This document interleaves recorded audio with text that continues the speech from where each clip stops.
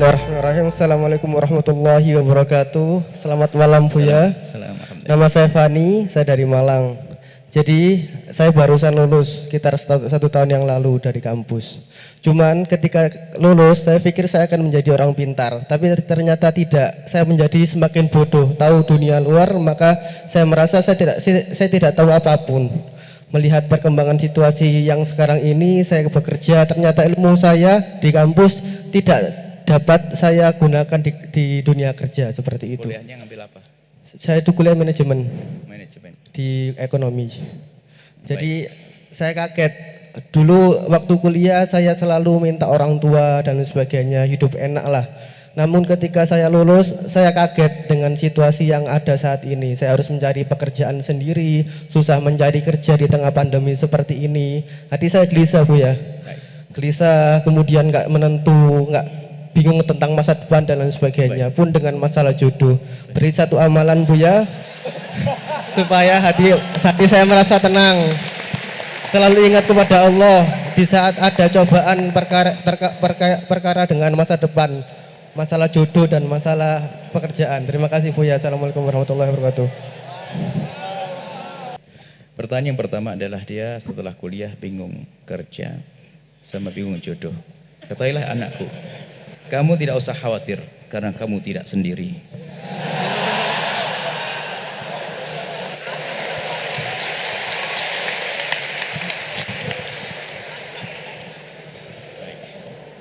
Baik, gini nak,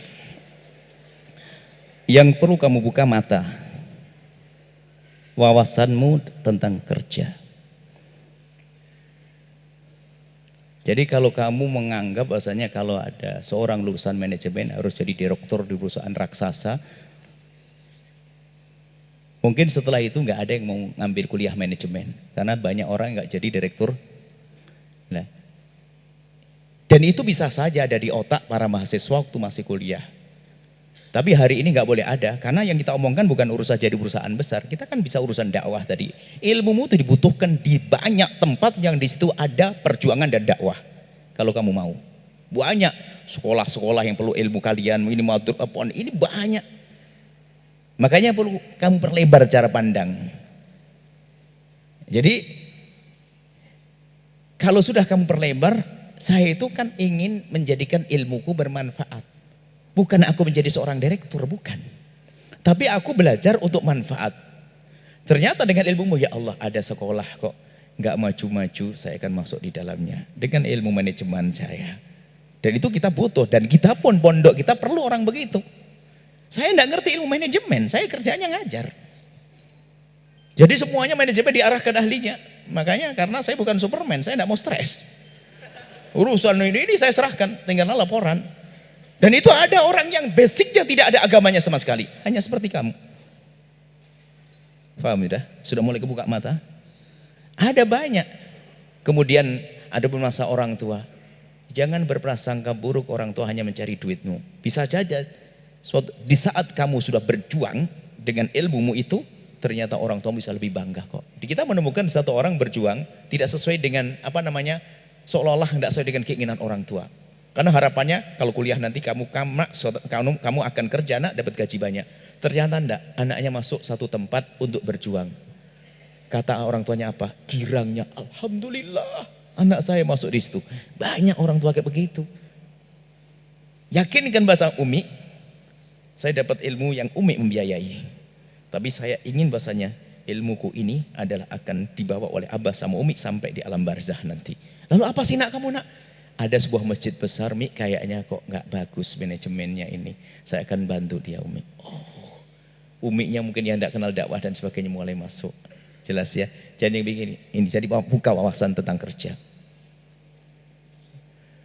Kalau masalah jodoh itu,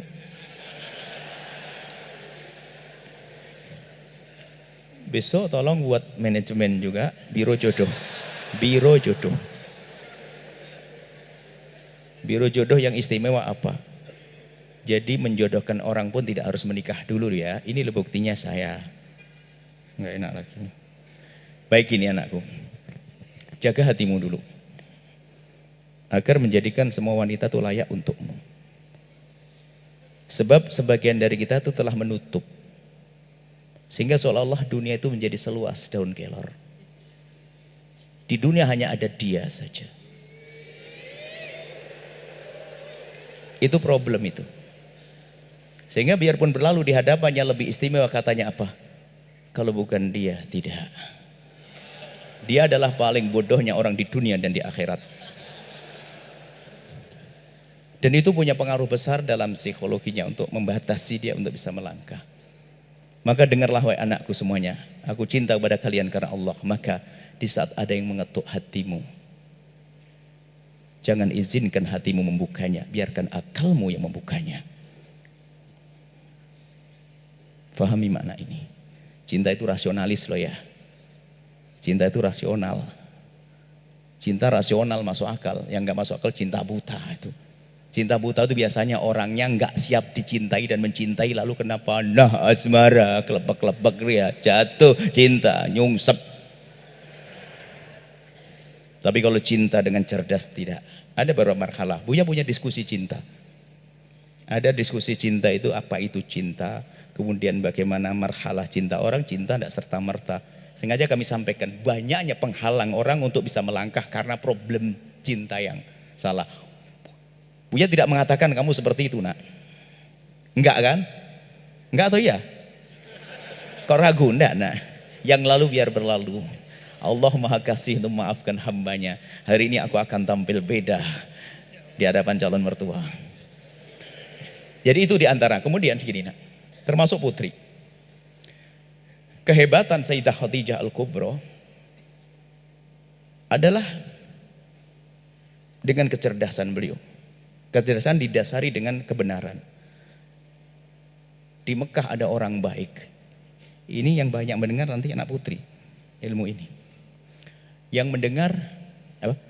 Ada orang baik namanya Muhammad bin Abdullah, belum jadi nabi. Cuman Nabi Muhammad itu kan sebelum jadi nabi sangat terkenal ya, dengan kejujurannya dan sebagainya. Khadijah cerdas, Sayyidah Khadijah mengirim keluarganya setelah dibuktikan tentang kejujurannya sampai ada ikatan kerja. Jadi seorang Khadijah adalah bisnis, seorang wanita pebisnis yang dahsyat, tapi tetap bisa menjaga kehormatan, mantau bisnis dari jauh, tidak harus turun, tidak harus bertemu dengan Muhammad lalu caper, hei Muhammad gini, nggak ada. Hanya tahu beritanya gimana Muhammad dalam berjual beli, dia jujur, dia begini, dia berkah, gampang jual. Akhirnya dipastikan oleh Sayyidah Khadijah setelah tahu, makanya nggak ada kena panah asmara dulu, nggak ada. Jadi dengan cerdasnya Muhammad ini, aku akan bicarakan dengan keluargaku, akan bicarakan dengan keluarganya. Ini enak, kalau seandainya ditolak pun nggak sakit hati. Coba yang terlanjur cinta itu, yang katanya dunia seluas daun capar itu. Nyungsep dia, kayak kiamat loh, mesti yang minum es degan malah minum apa itu, kacau. Si bodoh itu. Kalian mah cerdas, saya berani ngomong kepada kalian begini karena nggak ada yang bodoh. Baik, kemudian apa? Sayyidah Khadijah mengirim keluarganya sampai keluarga baginda Nabi. Setelah itu apa? Dapat jawaban, bahasanya ada kesepakatan. Maksudnya apa? Gini loh ya. Kalau kamu melihat seorang solehah di kampung dan sebagainya, kemudian ukur. Setelah itu kita mencoba melalui orang untuk meminta. Ada belum? Nanti dia minta. Saya minta nanti. Ada enggak orangnya? Ada. Saya minta. Orang tuanya kayaknya enggak berani nolak setelah itu nanti. Enggak, maksudnya gitu loh. Maksudnya apa? Jika seorang laki-laki atau perempuan punya hajat seperti ini, maka mintalah wasilah orang yang bisa dipercaya untuk menyambungkan. Tapi ingat, kamu melihat dia sebagai orang yang layak jadi istrimu sebelum kamu jatuh cinta. Enak itu mintanya. Kalau tidak diterima, podo utuhe gitu. Tahu podo utuhe yang Matra tahu? Sama-sama utuh nggak ada. Jadi begitu. Maksudnya apa? Nggak apa kita mulai melamar. Termasuk perempuan melamar. Sayyidina Umar bin Khattab melamarkan putri dia. Saya kalau punya anak perempuan, kalau ada orang baik, tidak ada masalah, saya lamar. Kenapa? Sekarang tahu gengsi perempuan lamar dan sebagainya misalnya. Melamar gengsi. Tapi disapa laki sekali, nolehnya 5 kali. Habis di WA dicium-cium. Perempuan rendah bukan kalian, mah ini mah soleha. Itu nak. Jadi ini masalah ini adalah panjang kisahnya ini karena harus beresin dulu nih masalah mental juga.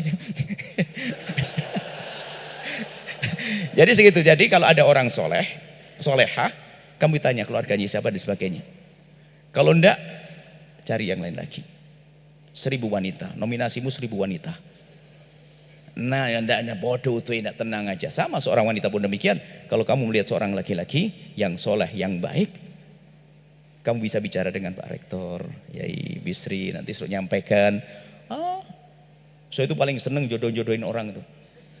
Karena kalau dia seneng, saya awet muda. Nah ini, jadi begitu, sampaikan. Sayyidina Umar bin Khattab cerdas, cari. Itu yang penting, daripada sudah terlanjur jatuh. Karena marhalah cinta itu ada, nak. Ada marhalah, orang itu langsung jatuh cinta. Ada kecenderungan dulu, ada kekaguman secara umum, ada kecenderungan, ada mengambil langkah untuk memutuskan. Itu ada prosesnya. Insya Allah nanti kita ada kursus cinta nanti, insya Allah. Ya. Baik, jadi segitu ya. Jadi itu untuk ini, pasangan begitu. Kalau ada, langsung. Kalau tidak diterima itu biar tidak ganjel neng hati. Karuan aku ditolak, timane nggak kena. Dan dia tidak jelas. Karuan, ditolak kan enak, bodoh itu. Tapi ditolak tidak sakit, bukan seperti yang orang itu. Ditolak tanya, apa alasan itu ditolak? Kalau disebut alasanmu kau nangis.